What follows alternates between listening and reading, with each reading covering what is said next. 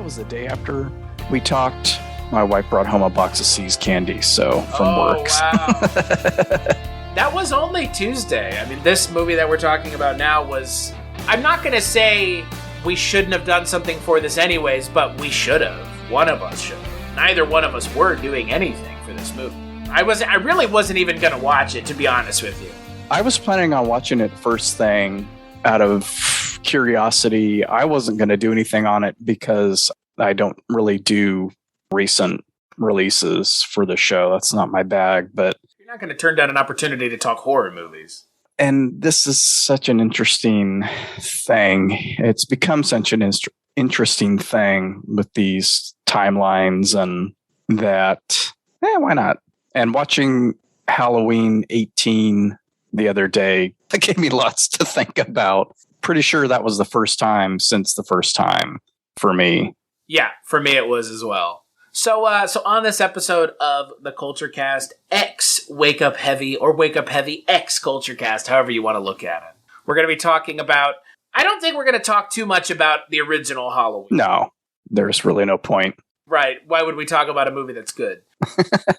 But we will be talking a little bit about 2018's Halloween, the first David Gordon Green film. And then we'll be talking, unfortunately, more than likely, a lot about Halloween Kills, the film that just came out as of today on Peacock Plus and in theaters. Hey, what are you guys doing out here?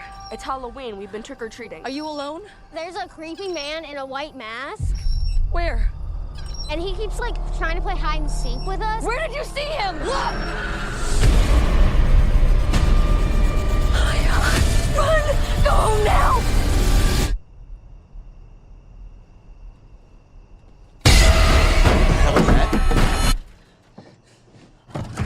Unlock the door! No! Come on!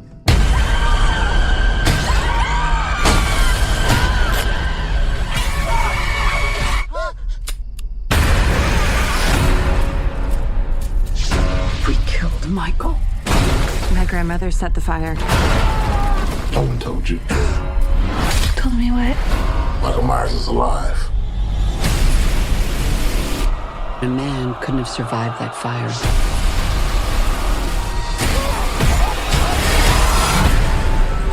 "40 years ago, the boogeyman came for us. We are the survivors of Michael Myers. Laurie, what do we do? We fight. Mom, Our family will kill him. we're gonna hunt him down and we're gonna put an end to this. He is not gonna stop killing until we stop him. If you track Michael's victims, that's a straight line to Michael's childhood home. Someone's in our house.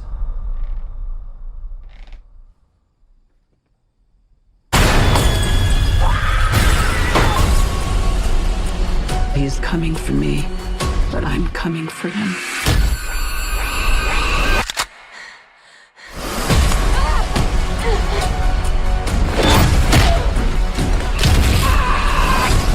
You want to kill someone? Take me! Michael! I want to take his mask off and see the life leave his eyes.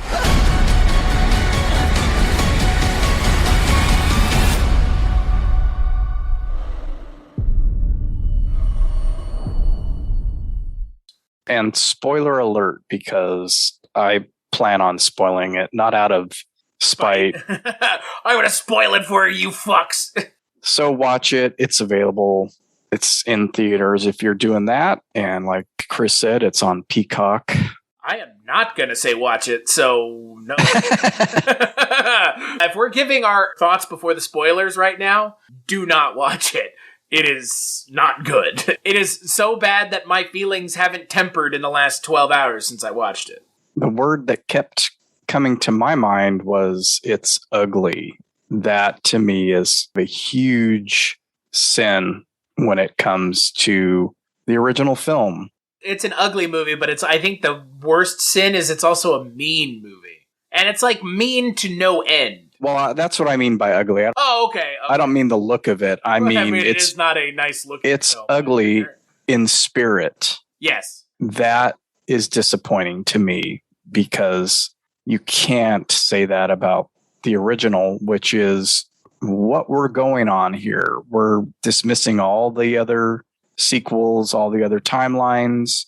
Which they've already done one other time with this franchise. Hearkening back to the original. I don't like to be negative. That's why I don't do a lot of recent horror on my show, because I feel more negative towards a lot of that.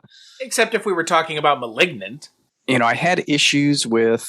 let me just start. I love the original Halloween. It's one of my favorites. I watch it multiple times a year. Generally watch it every Halloween at some point, or every October at some point.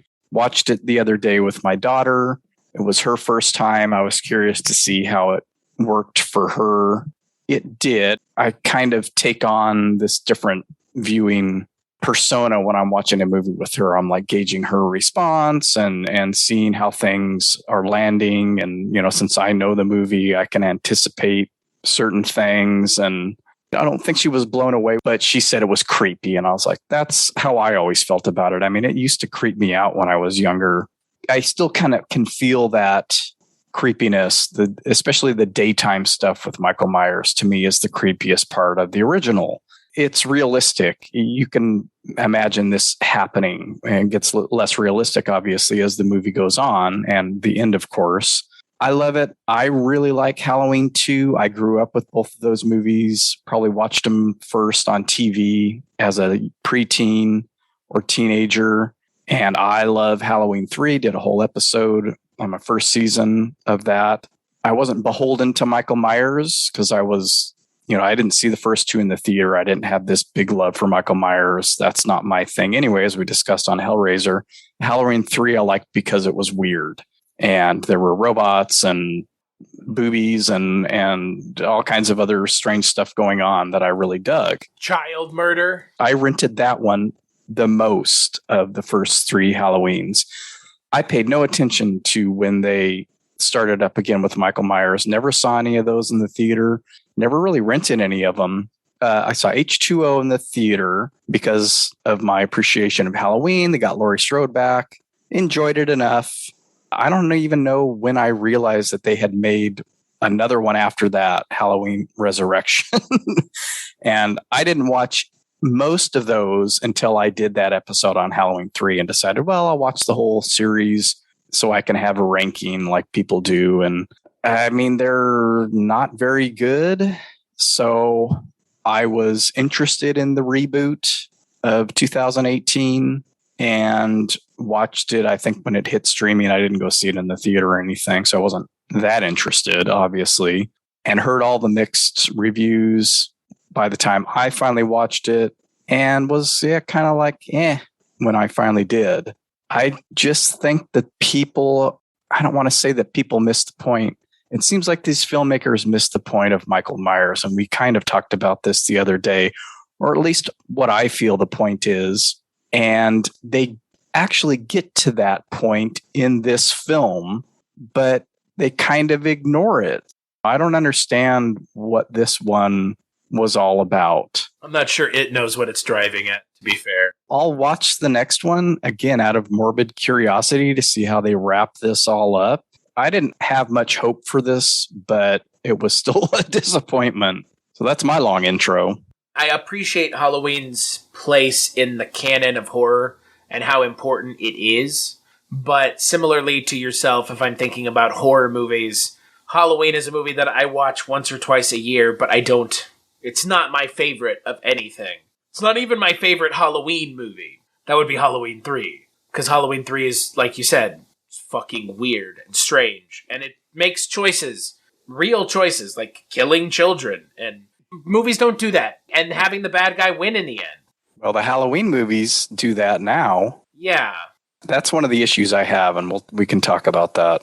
Halloween is just okay for me. Like, again, it's one of those things where it's not my thing. Like yourself, when I heard that they were making a 2018, when it was being written by David Gordon Green, who's worked on some interesting stuff, and Danny McBride, who, if you know his other work, this sounds like a passion project for him, because he is not a horror actor. I'm not even sure, had ever worked in the medium, in the genre of horror before Halloween, co-writing the script. I watched it. I did go see it in theaters. That was around the time when we were doing new movies every week, and we'd go see a new movie every week, and God, that seems like a drag now. But I remember thinking, this is kind of like The Force Awakens. It's inoffensive, but ultimately, it's like eating a bag of candy. It's not going to fill you up, but it has its satisfying moments. 2018 is a popcorn movie. And then this movie is a complete nightmare. I don't understand some of the choices. I don't understand writing characters one way up into the last frame of the movie and then completely 180ing because, lol, we have another movie we have to release. I don't care what anyone says about this movie. There's in no way, shape, or form a logical human being can defend the choices that are made at the end of this movie in good conscience or in good faith, because it makes no fucking sense. Like you said, this movie is mean-spirited, and you know what it does, of all things? It makes me appreciate those Rob Zombie movies a lot more. At least those movies are brutal, but the brutality makes sense because in that world it's been established it's a brutal world. In this world that this movie takes place in, which is ostensibly, again, the original movies, where Michael isn't snapping people's necks and ripping their fucking faces out and popping their eyeballs out like in Total Recall. Like you said, they missed the point. Michael toys with his food. He's not brutal. Those kills in the original Halloween are fucking pedestrian. And that's being kind. They're boring. They're nothing. He pins a guy to a wall with a knife. But you don't remember that part. You remember all the bits of him toying with the character. And that's the thing that I think is missed. And what I brought up the other day, he is that 6-year-old kid still. He's supposed to be. That's the idea behind him going back home in the first movie. What does he do? He wants to go home back to that night. This is basically the last thing that happened to him before he was locked up. He was in his house in a Halloween costume. So what does he do when he gets back to Haddonfield? He creates a Halloween costume, goes back to his house, and then sees Laurie Strode when she goes to leave the key. And then the rest of the movie is him following this person who happened to walk up to his house. And she, because she has these friends, they get looped into the whole thing too. He wants to recreate that night for whatever reason, for whatever his messed up, bizarre, psycho reasons are. That's what he wants to do. But he still has the mental capacity of a 6-year-old kid. And that's why you get the playing around with the victims. That's why you get him in a sheet. That's what I don't understand. They totally dismiss that in Halloween 18 and this one. More so in this one, though. In Halloween Kills, there is a character that says basically what I just put out there. He's a 6-year-old kid in the body of an adult. Then he adds with the mind of an animal or something like that. So they add that little bit like, oh, he's an animal. And it's like, no, he's still a 6-year-old kid. And this is what he thinks is fun. When I was watching 18 the other day, I'm like, that's where they're getting this wrong. They're going back to the original, but they're dismissing that basic premise of Michael Myers is a 6-year-old kid still. He will never progress past that point of who he was the night he killed his sister. His getting older, his getting stronger doesn't affect that aspect of him, but that's how they treat it. And so they kind of take the thing that he became in the sequels, the 4 through 6 or whatever, and they're using that as a template though still. Well, and then they have like pseudo supernatural shit that they hint at, where it's like the more people he kills, the stronger he gets. And it's like, so you're saying you're not committing to supernatural because everybody already hated that with the Mark of Thorn shit. But you're giving us an in-world explanation for your pseudo-supernatural shit that you're not going to explain. Okay. And there's still always going to be that supernatural aspect because obviously he can't be killed. He is shot point blank with guns in this movie. It wasn't the very first. Yeah. And it almost makes me, well, it does actually make me think, yeah, they should have just stopped with the first one like John Carpenter intended. That, oh, he got up. How did that happen? That's great for the end of a horror movie. this continuity, this Strode timeline, I think a lot of people are calling it, it's too grounded in reality to have this still be the thing. You can't have it both ways. They want it to be both ways. They literally want to say, it's not supernatural, but we can't explain this guy getting fucking point blanked 7 times any other way. They can't say he was wearing a bulletproof vest, which would literally be the easiest explanation, is just say that he went and got a bulletproof vest. And you show him taking it off. And it's like, okay, I get it. He's not a complete moron. Again, like you said, a mind of a 6-year-old. He has some foresight, some planning. Which then I would, if that was the reveal at the end of the movie, everything else would kind of make a little bit more sense. But yet, no. It's just pseudo-supernatural because we know that nobody liked when they hard committed, so we'll just hint at it. Such a fucking weak choice. That line, though, in this one in Kills about the fear, that didn't bother me so much. I was like, okay, this is how we're going to explain it. That's fine. I guess it's John Carpenter's fault for having him get up in that last one, because what do you do with that? You know, there wasn't supposed to be any more. He definitely wasn't supposed to come back. Now we're trapped and everybody has to write their way out of this. So it's sort of a mess that he created, but what are you going to do? When I was watching 18 the other day, I kind of picked up on this the first time I watched it, but it had been so long and I forgot just how much of a beat for beat remake it was of the original. And so I did my search for Easter eggs in Halloween 2018.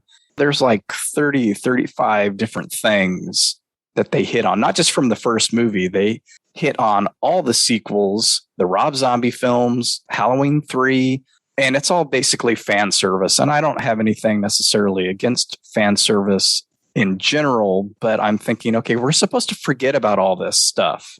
You're throwing stuff at me from Halloween 2 through Halloween Resurrection. You're throwing in the Rob Zombie films. To what end? Be the end-all, be-all Halloween movie. We have this basic outline of a story. Michael escapes. His doctor wants him to confront Laurie. She's a mess and she lives in this compound. Everything else about that movie is referencing the other films. It was like that was the script writing tool. So we get, the 3 teenagers walking down the street. We get a graveyard scene. We get closets. We get a body in a closet. I kind of stopped counting after 25 of them or so. That's just not enough for me to make a movie around. They didn't even reference the best thing from the first movie. Hey, Lonnie, get your ass away from there. The best line in the entire series. Every time Donald Pleasance says that horribly 80-yard line, I cannot help but laugh. Oh, no, in this movie, they just trot out a literal Dr. Loomis lookalike with terrible ADR. Well, yeah, and Lonnie's back, and also terrible voiceover, fake Dr. Loomis impersonation. Don't focus on it. Don't put the camera on his face. Here's the other thing. You're in for a rough time when this movie, that's a sequel to last film, opens with a fucking 10-minute flashback.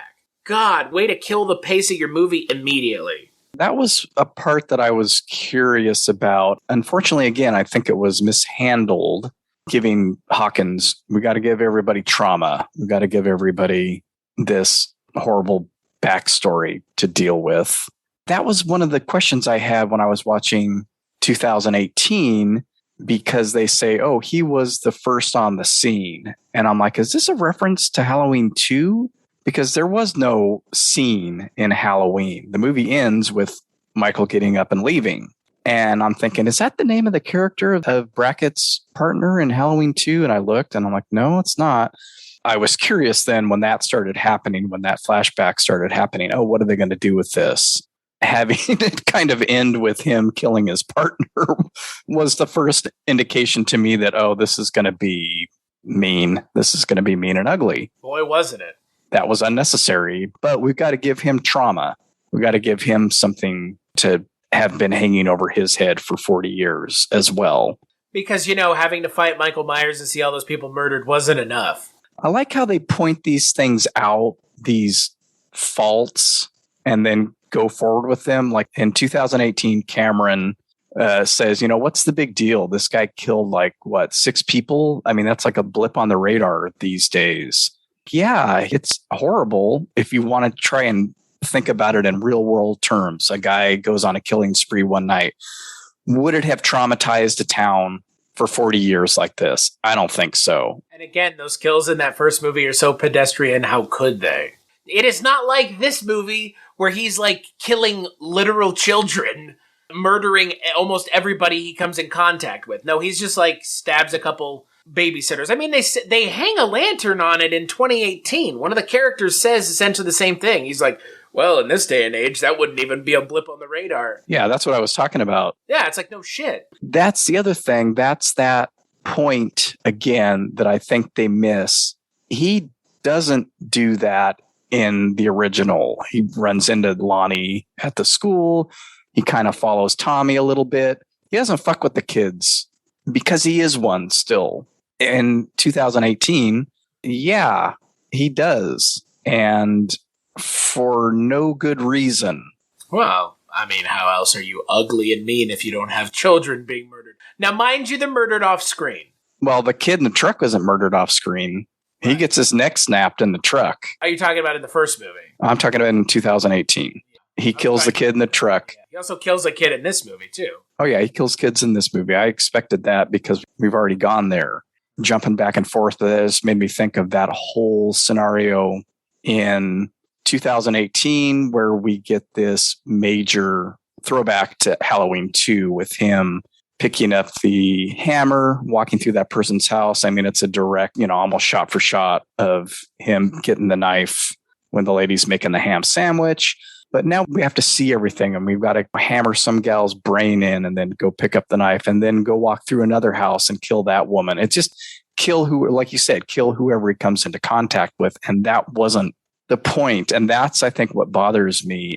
Why can't it just be he roams around and then focuses on somebody, and anybody that's associated with that person is going to be in trouble? No, it just has to be anybody. Anybody he comes in contact with is going to get murdered.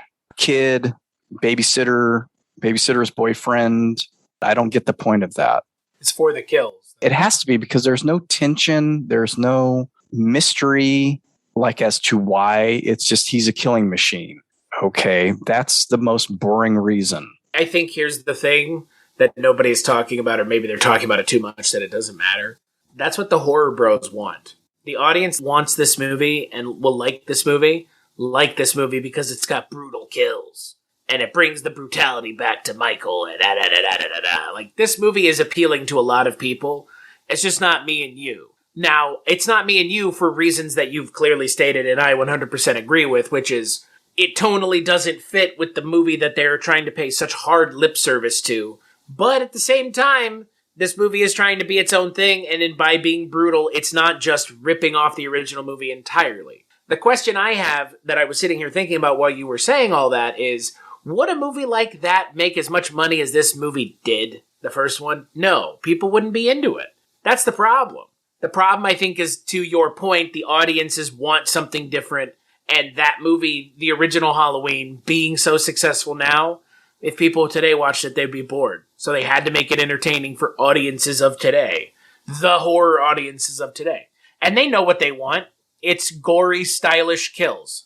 Which you can still have. I agree. I'm not disagreeing with you. I think this is just taking something that is nuanced and well thought out and just taking the nuance out of it.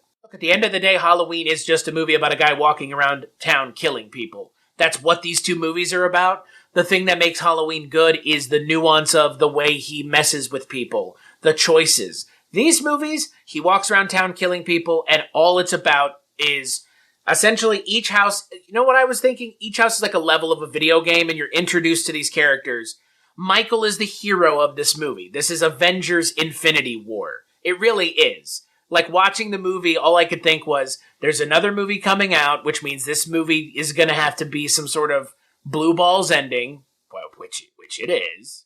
And on top of everything else, it's probably going to focus more on the villain. That seems to be the thing now that everybody does, is give the villain more time, But I would contend Michael's never been the villain of these movies anyways. People watch the movies to watch him do the thing that he does. And they could give two shits about the characters that he's murdering. Which, is in and of itself, is its own problem. So Yeah, that is the problem, really.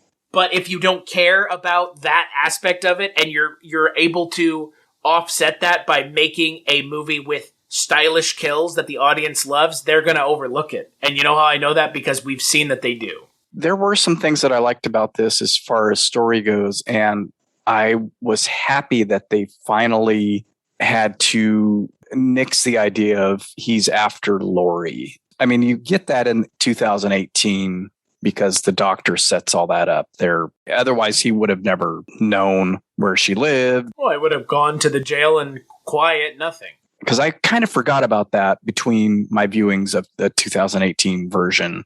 Like, wait a minute, he's still after Laurie. Doesn't that go against the whole sister thing that they created in Halloween 2? And I was like, oh, yeah. No, the doctor engineered all this because he's crazy too. She didn't know that. Laurie never knew that until this. And it's like, oh, finally people are there to tell her he's not after you. This is just him doing his thing. So I did appreciate that. And I did appreciate them leaning into he's trying to get home. That makes sense to me. I do like that. I think that's pretty smart and goes with the character. Everything else just doesn't to me. It doesn't fit, at least in my mind, what he is and what he does or why he does what he does. So we get some returning characters from the original. We get little Lindsay Wallace. Lindsay! I always love that part of the first one. We get Tommy Doyle. Anthony Michael Hall, recast as Tommy Doyle. Yes, we get Lonnie, who apparently was also obviously recast. And I like that guy. He's in Mike Flanagan's stuff. And we get Nurse Marion, who I think was dispatched in one of the other sequels in the whatever timeline that is. She was like killed in H2O, I think. And they're all buddies because they survived Michael Myers. Sheriff Brackett is back too. Sheriff Brackett is back. And I actually got a little choked up when they showed him in the hospital. And I was like, Charles Cyphers is back. He hadn't done anything with John Carpenter since Skip from New York, I think. But yeah, it was nice to see all these people back. And then that just gets absolutely shit on at the end of the movie. Yes. They do a good job of setting it up. And then at the end of the movie, Tommy Doyle goes beyond the pale of stupidity. He lets Michael kill him. I have issues with that ending. I would hope so. They have Michael Myers on the ground dead, and they don't kill him. That is literally what happens. That is the literal scenario that you are forced to watch, is the moment that you never get to see in any other horror movie. You've never seen it with Freddy. You've never seen it with fucking Jason. You've never seen it with Leatherface, where an entire town gets their comeuppance on the baddie. You never get to see it. And this is the first time any movie like this kind of goes for it. And boy, they fucking snap both of their legs off in the landing. They're in the air, they're going for it, and then you're like, oh wait, there's a third movie, so this can't be this. They've had 2 opportunities now to end this shit. They could have ended the last movie with Michael burning in a fire, and that would have been symbolic, somewhat iconic. Everybody would have been on board with it. You could have had him die here, dying at the hands of people other than Laurie. And they don't do that either. They have the characters literally lose their minds for 30 seconds long enough for Michael to stand up and kill them. To kill everybody. And there was like 30 or 40 people. On top of the firefighters at the beginning of the movie, hacked to pieces. Everybody shits their pants when they see him. I mean, you have a character trying to shoot him with a 50 caliber handgun, a Desert Eagle. And even if that's not the 50 caliber version, which I think it's meant to be, it's still a large caliber round. That character, instead of shooting Michael, shoots the car and then kills herself by accident. Which is a great kill. It's funny, but it's infuriating because it's like these characters are complete and utter morons. I can't believe that these characters exist outside of this movie. Does that make sense? They lack the internal logic of a normal human being. I was expecting him to get carted off again, to be honest with you. And to engineer another escape in the next one. And I would have been fine with that. He hasn't done it in this series yet. He technically hasn't done it in this timeline, so... There's cops there along with the mob. Cuff them up. Something's going to happen in the next transport. Fine. Well, we've seen transport mishaps a number of times in the different timelines. That's okay. We don't have any issue redoing scenes from movies whole cloth. That shouldn't be a problem. And then I was surprised. I knew going in that he would survive, obviously, and we'd have another movie. I didn't think that all these people that we bring back are going to get taken out unceremoniously. Brackett, especially, I felt was super mean-spirited. Tommy Doyle, I get it. He messed up this whole time, but that really bothered me. This movie is beyond mean-spirited. It's so mean-spirited. Lindsay, though, was still at the hospital, I believe. So Richard survives. We do still have a survivor from that group. It's essentially Will Patton, Jamie Lee Curtis, Andy Matichak, the daughter. That's it. And Kyle Richards. I guess Judy Greer died. That really bothered me too, because I'm like, wait a minute. Weren't there still people at the house, or had some time elapse? Did I miss like a fade out time elapse thing? What I don't know is, did he kill her? She'll probably be okay. It's a fake out, right? When we want somebody to survive, the killer who can dispatch 30 people with the flick of a wrist only stabs them in the side. My leg is broken. I almost thought that her boyfriend was going to survive until, oh my God. Yeah, and that was ugly too. Like, the kills in this movie, they don't appeal to me, but you and I both know they appeal to somebody. That's why I cannot completely discount the movie, because I know, as do you, that somebody is super into how brutal this movie is. They're like, fuck yeah. Look how I've already seen that guy into the thing over and over. That's so cool. Yeah, I'm not on Twitter, which is why I haven't seen it. But, like, I'm sure there are people just, like, jizzing themselves. Which, you know what? Look, again, by all means, if you're into it, great. And that's just not for me. I'm into a different kind of brutal horror. It's not, like, there's brutal enough shit in real life. I don't need to see that. That's where I have an issue with pretty much every sequel, whatever timeline. I just don't think they've kept the spirit of that original incarnation of Michael Myers. I don't think they understand what Carpenter was going for. People may get angry at that, but it wasn't mindless killing machine that's brutal. And unless you make him that from the start, like Rob Zombie did. Looking at the Rob Zombie Halloween movies now, I feel a little bit like the way I felt about the prequels after watching the sequels of Star Wars. Sure, the prequels are bad. Nobody's going to argue that. But at least they're one guy's singular idea, not somebody's chopped up, fucking Cobb salad. With this movie, that's what it feels like. Like, at least the Rob Zombie 1 and 2, it's one guy. He's doing what he wants. He did what he wanted so much that he pissed John Carpenter off. But the thing is, in that universe that he establishes, at least that's the universe. All the rules make sense in the scope of that universe because it's its own thing. This is trying to do two things. It's trying to be its own thing while still existing in the framework of something, a box much smaller than this movie ever could hope to be put inside of. There's flashbacks, there's fucking Donald Pleasance impersonators, there's random comedic actors for no reason. There's all sorts of weird shit in this movie that feels excessive. Big John and Little John. I liked those guys. Also talking about Lenny Clark from Rescue Me. So I was fast forwarding through the credits, and I stopped and rewound because I thought, mid-credit scene had popped up. So I rewound, caught the tail end of the credits. It said that Bob Odenkirk played Bob in this. He's in a photograph, apparently. Oh, okay. Because I remember seeing PJ Souls as Linda, a picture of her, and I missed the Bob thing. The producers were not able to secure the likeness of the original actor and instead used a real high school yearbook photo of Odenkirk. Oh, okay. Yes, it was on the news report, huh? I think so. Okay, because I'm like, who's that guy supposed to be? That's pretty funny. Okay, I cleared that up for me. I was like, what the fuck, Bob Odenkirk? He wasn't in the original, was he?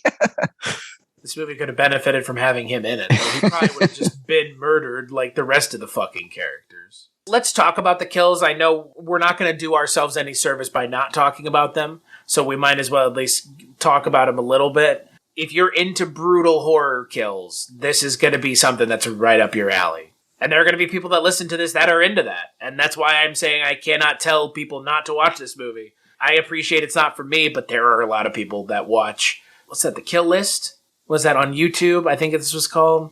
It's like a guy who just does the kills from all the movies. That makes me think about stuff like this. Like, you're just here for that. And that's okay. But, like, it's kind of garbage to tailor the whole movie to that. I would never tell someone to not watch a movie, for one thing. That's just not my thing. I understand as well that a lot of people are going to like it. They may like it because of or in spite of that. To be honest with you, I liked the movie when Michael Myers wasn't on screen, and that's kind of strange to say. I liked the downtime. I liked the hospital scenes with Laurie Strode and Chief Hawkins. I thought that Cameron was going to get redeemed in this, and he sort of does, but then comes to a horrible end. I liked seeing Sheriff Brackett, like I mentioned. The kills, I don't know. I mean, I felt the same way watching 2018 again.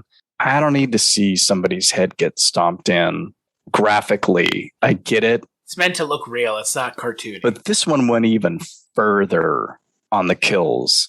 That husband and wife, the gal with the little drone. Right. I don't understand what that was for, except to show Michael brutally killing people and killing the husband, stabbing him with multiple knives repeatedly while his wife watched and died on the ground. That's some Zodiac shit. It was evoking stuff that was like in real life so horrifying I don't like to think about it. It's like, it's horrible. Like, God damn it, movie. That's awful. I don't even know these characters for more than 3 minutes, and that's awful. Like, Jesus Christ. And to what end is my question. Did he get something from, he could have gotten a knife from anywhere. Did he need a knife? Does he need a knife? He was going home. That to me was ugly. David Gordon Green cast all of his friends in this movie just so he could kill them off on screen. I guess, yeah. I don't know. There's such a disparate group of people that what connection do they have other than maybe to David Gordon Green, given that he worked in the comedy world for so long? I mean, I don't know if that's like a stretch, but it's a lot of comedic actors getting killed in this movie. No, I recognize a lot of faces, and that makes sense. I haven't seen a ton of his movies, but it makes sense to me. It's such a weird, specific choice, like Michael McDonald or Lenny Clark. You could cast any Joe Schmo character actor. They're pretty gory and graphic, and the camera lingers on them. So if that is Very your bag, prolonged. You're going to be pleasantly surprised, I guess, or not surprised. But that reminds me of another ugly thing, this little side story about the other escaped mental patient and that whole mob scene in the hospital and his demise. And that, for me, was kind of the final straw. This is really ugly. This is awful what they're doing to this guy in the movie and in the writing of the movie. Yes. And it's supposed to be kind of an indictment on us as humans or us as viewers. Accidental Trump, maybe? But it's so ugly to me that this poor guy meets his end this way. That whole thing was just like weirdly topical and like prescient. This movie was filmed in 2019, so it's all accidental. There's a line in this movie that I cannot believe. Jamie Lee Curtis is yelling at people in a hallway, and she says something to the effect of, "That's not him, you fucking sheep." And I was just like, what? Oh, God damn. It's a little much. And I know that line's not ADR, unless that it was a reshoot, because like it's her saying it clear as day. Yeah, that whole thing with the wrong Michael and like this is the dark side of man, and at the heart of every man is Michael Myers is essentially that's the conceit, right? Michael Myers turns us all bad. He's a cancer, which is like a creative and novel idea, but they're not the first ones to do that. We're fueling him okay, I get it. I kind of like that concept. Right. Maybe not to explain the supernatural stuff, but just in general. Okay, so this is why he is so brutal now, or why he has to kill anybody he comes across. It's because of us. All right. I mean, I can kind of buy into that, but I guess I just wish it was more subtle, and it is so much more like a crossbreed if you married the original and Rob Zombie's films. Yeah. It really connects those two disparate worlds. And I hope that we get something that's a little more subtle and harkens back to the first one in spirit, not necessarily in Easter eggs. Has the third movie not already been shot? Oh, I don't know. I just assumed it was back to back. You know, last night, I was telling you this before we started, I watched it with friend of the podcast, Trevor. Him and I watched it together, and him and I had a good time watching it. Like, we had a good time watching it because we were, talking over the movie, riffing on it, because it's not a good movie. I think it's kind of this weird mix of, and you see this in a lot of the reviews, self-referential shit with super serious stuff, because you do have some funny bits in this movie that don't jive with anything else. It's weird. There's a line that Lenny Clark says, and it's really funny. When Michael is in their house, he's like, "Holy shit, there's this big motherfucker in our house." And that's hilarious because he's the one delivering the line. It's kind of funny to hear just everyday people reacting to Michael Myers. But then you juxtapose it with this kid getting his head smashed in and then essentially paralyzed from the neck down until Michael snaps his head. And it's holy shit, movie, come on. Either be funny and have a sense of humor or do that. But they don't work. They do work, they just don't work here. Evil Dead's not a brutal movie. It's over the top. I mean, yeah, Bruce Campbell cuts his hand off. Yeah, he kills his girlfriend and all that. But it's done with a sense of tongue-in-cheek. In this, it's played straight. The kid's sitting there whimpering and shit. When the character you were talking about at the hospital kills himself, he's still alive and moving on the ground, and his brains popped out of his head. It's movie. Come on, pick a tone. And it's tonal. It's a tonal mess. It's really just. I think that's to the core of it. It's a tonal mess. That was the bloody cherry on top of the, the ice cream, and that mental patient. Okay, fine. He jumps out of the window. This is horrific enough, but we have to show his mangled body on the ground and wiggling and still moving. To what end? To hammer home that we're awful? I guess. This movie is, again, it's a bunch of bros sitting on a couch watching a horror movie stoned out of their minds and whoa, we are the monsters. That's low-hanging fruit. They're not the first people to come up with that. Shit, a movie you and I'm sure both appreciate and love. Shares some DNA with this movie, Zodiac. Careful, going after the monster turns you into the monster. I mean, they essentially talk about that in this movie. You become so obsessed with the monster, you in turn become one yourself. Halloween doesn't need that. We know that shit already. Come on. Don't act like you just discovered that, I think is the bigger issue. Don't act like you invented that. They turned Laurie Strode into Baby Yoda. Or not Baby Yoda. They turned Laurie Strode into... They turned her into Yoda, essentially. She just sits and muses in a hospital. Safe all movie. And I was actually okay with that because I didn't like her in 2018. I'm a little bit tired of that traumatized person who destroys their life because of their trauma. Does it happen? Yeah. Can't we find a different angle, though, to where... yes, she's traumatized, and maybe, yes, she still has a compound, but does she have to destroy her life and her family's life in the process? Cliched, my man. This is the millionth time we've seen this shit? Come on. I didn't like her in that, and I want to like Laurie. I like her much more in Halloween 2 when she's basically in bed the whole time. So. Well, and we all know that Jamie Lee Curtis is a fantastic actress who can do a good job. They don't give her much to work with. They have her sit and spout some sort of philosophical expository dialogue. Like, he is the darkness in all of us. Blah, blah, blah. It's like, what the fuck movie? Yeah, but like I said, I'd rather have her doing that than being shouty and angry and drunk. And I would rather have her interact with Michael and there only be 2 of these fucking movies as opposed to 3. Because this movie feels less like Halloween Kills and Halloween 2018 1.5. It's not even much of a movie. It's a bunch of kills strung together with a minimal plot. It's strange.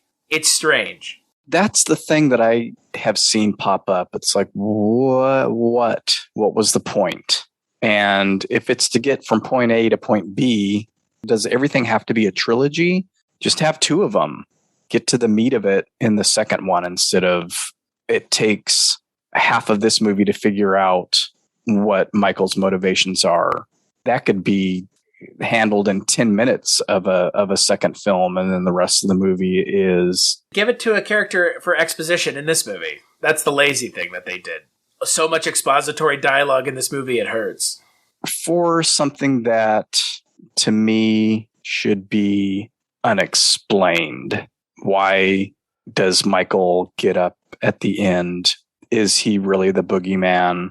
Is that what he became or always was? Beyond the fact of him just being a 6-year-old kid for his whole life. Okay, sure. You know what would have been good? Is leave it like the neighbor. Is it the neighbors? The strangers? Is that what it's called? Strangers. Mm-hmm. Leave it like that. There's no explanation in that movie. Right. None. And the explanation that they do give is because you were home. You happened to open the door. Laurie, like you said, just happened to drop off the key, and that's that. As they say, the rest is history. That's my whole point. Much more horrifying, by the way. That's why I really don't like Rob Zombie's Halloween. I don't want all that about Michael Myers' childhood. I really don't. Beyond it being an ugly, ugly world filled with ugly, ugly people, that whole first part of that movie is completely uninteresting to me. Don't want it. Don't care. The opening of the original is much more intriguing. For me, works a lot better because you're like, oh shit, that's a little kid. That's all I need. I don't want the explanation. I want him just to be a kid who decided to do this one day, and holy shit, that's terrifying. The Rob Zombie movies are in response to our species' love of true crime. I mean, you and I both know that the character that they are concocting in that Rob Zombie Halloween is essentially what would happen if Jeffrey Dahmer or Ted Bundy became a giant actual monster. I mean, they have him as a kid killing animals, exhibiting all the traits that the serial killers exhibit as kids. So that's what Rob Zombie's going for, and I appreciate it for that. I think to your point, it's not my bag. I will say that that's much more interesting as an idea. What happens if Ted Bundy as a kid had actually grown up into Michael Myers? Because that makes sense, I guess, in this world that they've concocted.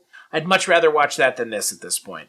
Because at least I expect the brutality and I already know it's going to be there. It tracks with everything else. At least it doesn't try to do something different throughout the movie. It's this is a shitty world with shitty people and shitty things happen all the time. Yeah, I have no desire to ever watch those again. I don't think I have the desire to watch this movie again. I told my wife when I get home I'm going to watch it. It's we should all watch it together. And I said, well, let me check it out. I mean, I need to check it out first because I'm supposed to record on it. But yeah, I don't. You're going to let your kiddo watch this one? No. I wouldn't. And I don't really have any interest in watching it as a family anyway. This is a movie made for a specific group of fans, and they are going to love this. And you know what? More power to them. Exactly.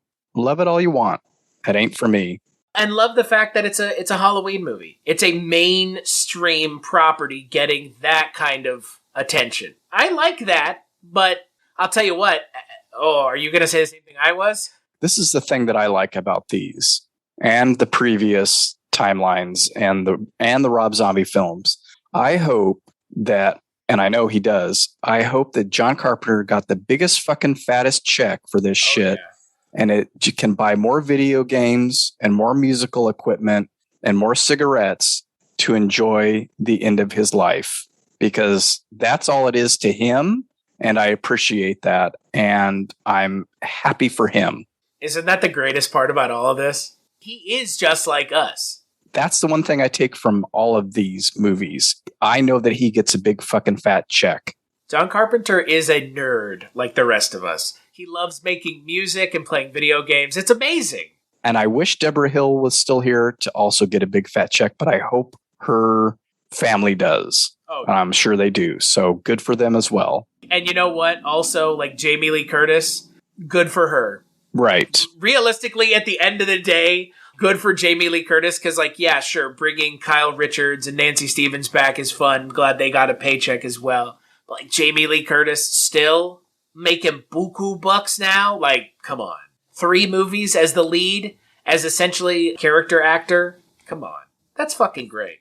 I will say, though, the other thing that's making me a little bit more nervous now is I don't really have a lot of faith in that David Gordon Green Exorcist series that's coming out. The trilogy of Exorcist movies.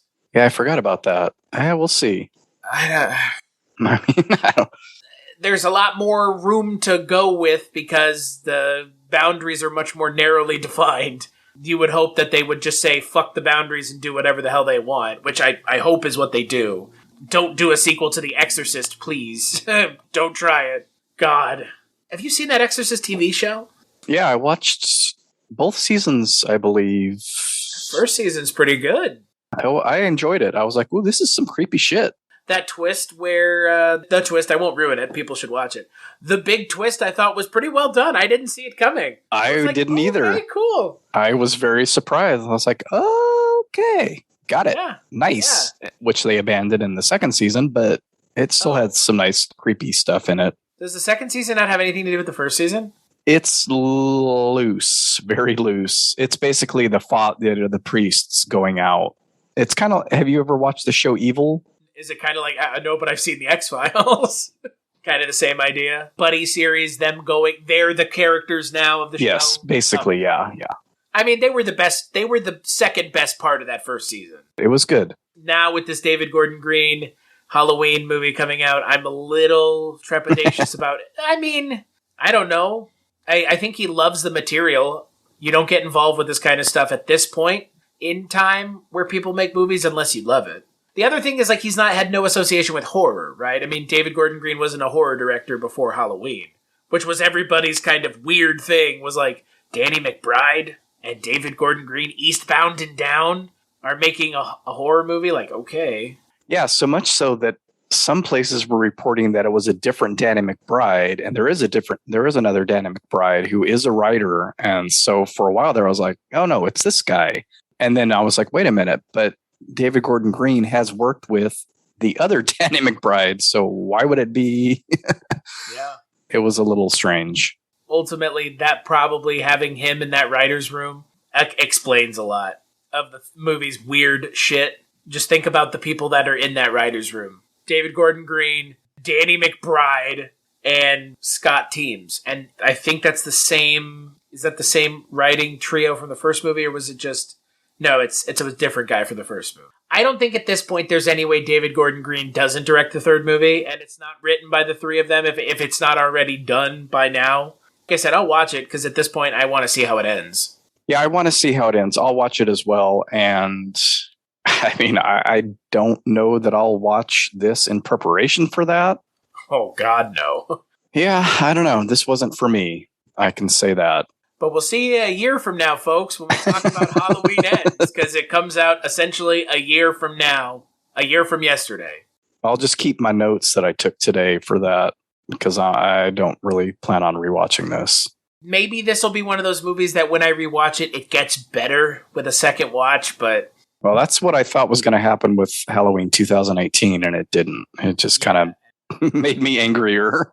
When I did my rewatch, I was hoping for the same thing, and I fell short too, and I was worried that this movie was going to continue on the downward trend, and it did, so it's unfortunate. Hey, you know what? We only have, I think, there's only one more of these kinds of movies on the horizon for a while. Scream 2022. Yeah, and I don't have as big a connection with Scream. That's the difference between me and you. Scream is like, Wes Craven's stuff is my nightmare, and Scream were the first two horror movies I ever saw. I love Ghostface. I absolutely love the design. I know it's, whatever, but The Scream I hate movies it. have I hate Ghostface. I know. Scream is a franchise that I really love. I think we're going to book ourselves into a shoot on that one. We're going to have to talk about that movie. We'll see. I'm not watching all 4 of the previous ones. Wait. Why would you have to? They're just going to ignore them anyways. I enjoy the first one to a pretty high degree, but after that, count me out. Really?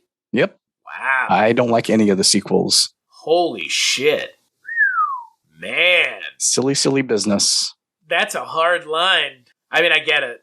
That silly business. Oh, yeah, this is a big skip it from me. I'm sorry. People are going to watch it regardless of what I say, so you knock yourself out. You have Peacock. It's free. Why wouldn't you watch it? Yeah. It's free entertainment. You're paying for it. I'm happy that we get that through Xfinity and I was able to watch it. There's no commercials, so be happy about that. Even if you have Peacock Plus, there's commercials in all movies, so it was nice that they didn't do that here. And might have, you're not going to change your mind because of me. I hope you get more out of it than I did. And Michael Myers' mask doesn't look half bad. For a redesign, it's kind of cool. At least it's not an ugly to look at movie, I guess. But yeah, not for me. I think ultimately not for me either. It'll be for a lot of people. So yep, and that's what makes the world go round. So on that note, Mark, where can people find you and the Wake Up Heavy podcast? They can find me at wakeupheavy.com. I am at Wake Up Heavy on Instagram, Twitter, and Facebook. The show should be on most major podcast platforms. And you, sir? cstachu.com. That's it. That's my link tree for all the stuff I work on, which is a lot of things like Rankin and Bass stuff and other things of that nature. Culturecast.com, I guess, and wakeupheavy.com. That's where our respective things are. There you go. We'll be back together for something in the future. Yeah, Twitch of the Death Nerve, baby.